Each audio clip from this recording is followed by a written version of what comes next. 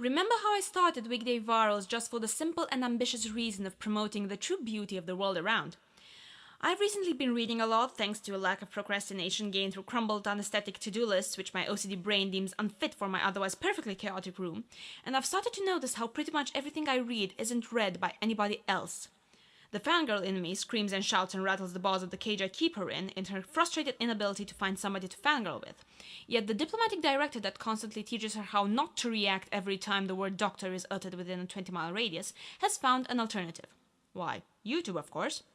What better place to come and rant about my beloved collection of dead trees and squids who are not actually killed for their ink, but let's not go there. A community of openly minded people ready to grasp all the hidden meanings of the word pie and the symbolical value of colors in True Detective. Yet halt, Lady Sophie, for thy quest is but one and the crusaders are many. Not many, thousands. There are far too many accounts on YouTube focused on books for me to start and actually count them.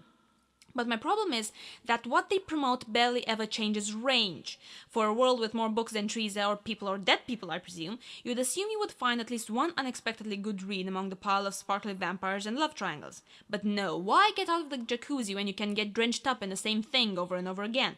If you stay in too long, though, your body will start wrinkling up like a peach left out in the sun too long, and you might even start to feel a certain smell somewhere between rotting neurons and dying cells. For a Tumblr fandom that revolves around the fact that fangirls read so much they could throw the protagonist football player over the field after all the exercise they did carrying books around, we keep alive a branch of literature that A. won't survive the test of time against the giants of talent and magnificence, half of which are Russian, and B. you'll be using for fuel when the zombie apocalypse finally hits. Or maybe we're already in it, so you might start kindling the fire. As a community responsible for bringing characters back to life in Supernatural, we should all be aware of the power we hold as far as influence goes. Publishers publish things they know we will read, which right now is love stories with slightly or highly tragic backgrounds, not risky metaphorically, political or historically accurate books that actually put some oil on those wheels in your head. As far as all we talk about are stories that follow a teen girl or boy who discovers a hidden power, or being the chosen one, or being the one chance to save the world, or being unbeatable, or being human, or being a teen with too many hormones running, the chances for literature to evolve and your own writing to gain depth and meaning and actual aesthetical value decrease by the minute.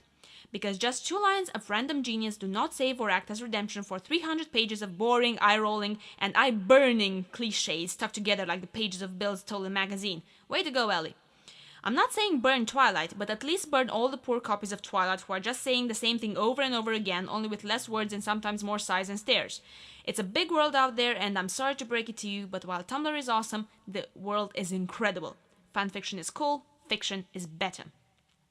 So, some seconds in after my grand question, this is my quest to promote good books once again through YouTube. Books for thought, that you can actually eat and drink and smoke if you must, but nonetheless books that eat you up in return.